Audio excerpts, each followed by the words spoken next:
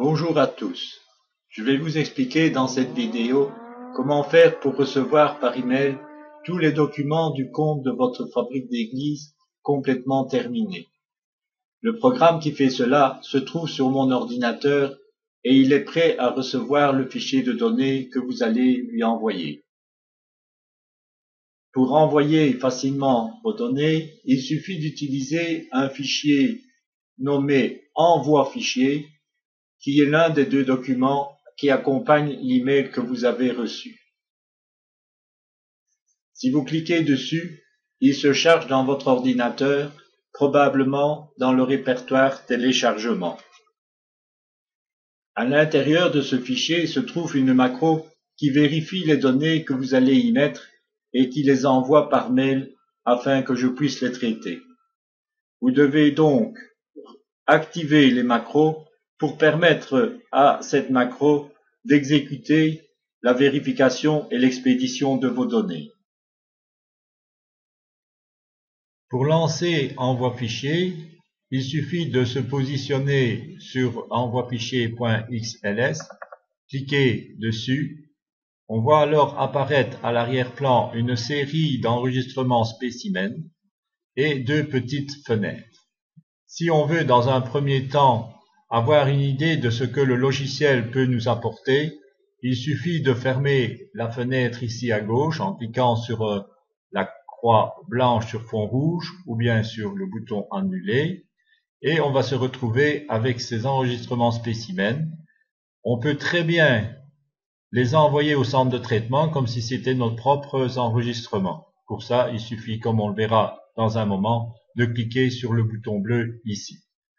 L'ordinateur chez moi va traiter vos données et vous les renverra le lendemain matin avec tous les documents annexes que vous pourrez examiner à votre aise de cette façon-là.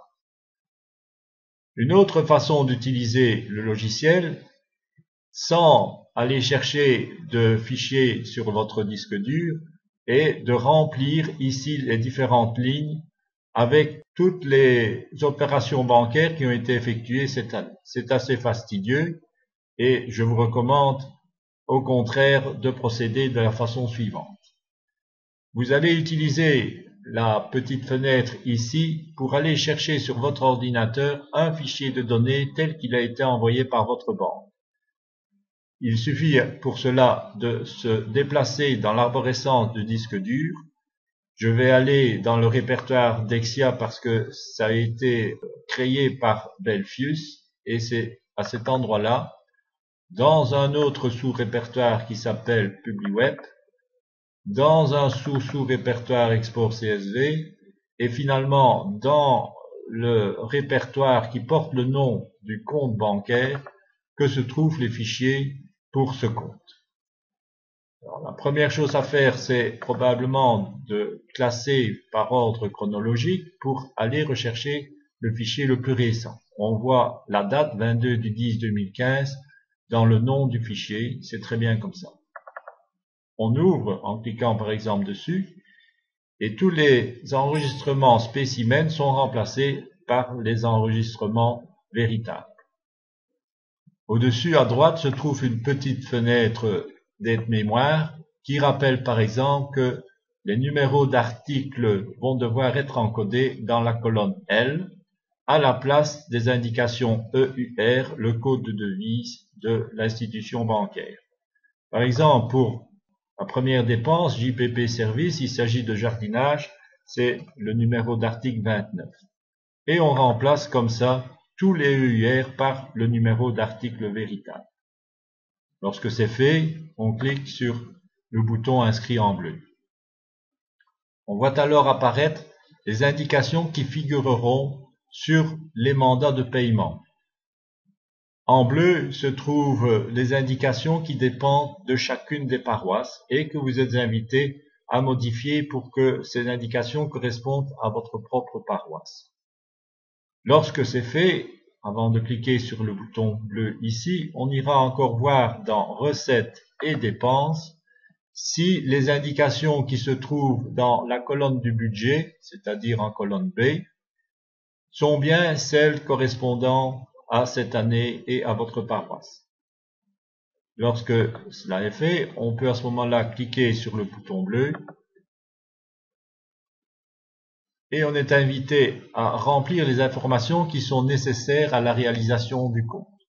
On commence par confirmer l'année. On inscrit ici le nom de l'adresse mail sur laquelle on voudrait que le compte terminé soit renvoyé. On inscrit ici le solde de l'année précédente et ici la somme de tous les enregistrements qui ont été payés cette année et qui ont déjà figuré dans le compte de l'année précédente. Il y a peu de chances que vous ayez un montant de dépenses rejeté d'une année précédente à inscrire dans la dernière plage. Lorsque l'on clique sur OK, le logiciel commence par vérifier l'ensemble de vos informations. Lorsque elles ont été vérifiées, le fichier est automatiquement envoyé, sauf si vous avez une mauvaise connexion Internet ou pas de connexion d'Internet du tout. C'est ce qui s'est passé ici. L'essentiel du compte se trouve en fichier attaché à votre mail. Il s'agit d'un fichier Excel avec les mêmes feuilles que précédemment, mouvements bancaires, recettes et dépenses. Vous voyez que la colonne C des dépenses, des recettes sont remplies avec le solde final du compte inscrit ici. Il y a aussi dans ce fichier deux feuilles que l'on ne doit pas nécessairement livrer à la tutelle, mais qui sont recommandées. C'est le grand livre et la concordance comptable. Dans le grand livre, on trouve les dépenses et plus haut les recettes, classées par ordre de numéro d'article. Les numéros d'articles sont en gras avec leur intitulé. Et on a également pour chacun des articles le total de l'article en gras ici. La concordance comptable est comparable à celle que fournit l'UCM, mais elle est donnée dans une forme qui est plus facile à comparer avec les éléments du compte. En plus, vous avez annexe 12A, 12B, 12C qui vous donnent des concordances supplémentaires très intéressantes. Un des apports majeurs de ce logiciel est la rédaction complète des mandats. Nous allons sur la feuille mandat pour nous en rendre compte. On y trouve les 100, 200 ou 300 mandats entièrement rédigés, classés dans l'ordre des numéros inverses des articles, de telle sorte que les derniers numéros d'articles se trouvent dans le bas de la pile après l'impression. On peut constater également que les montants s'y trouvent sous forme numérique et sous forme littérale. On peut aussi voir que les informations concernant la paroisse ont bien été recopiées à partir de ce qu'on avait indiqué sur la feuille un mandat. En examinant ces feuilles qui vous sont parvenues, il arrive que vous constatiez qu'une erreur s'est glissée dans les données. Il vous suffit alors de retourner sur la page mouvement bancaire, de faire la correction et de renvoyer le fichier grâce au bouton inscrit en bleu comme précédemment. Vous pouvez aussi consulter le fichier guide logiciel rapide qui accompagne le mail que je vous ai envoyé. J'espère que ce logiciel va vous apporter autant d'aide qu'à moi dans la réalisation de votre prochain compte. Je vous conseille de faire un essai dès à présent et vous pouvez toujours me contacter, vous avez mon adresse mail.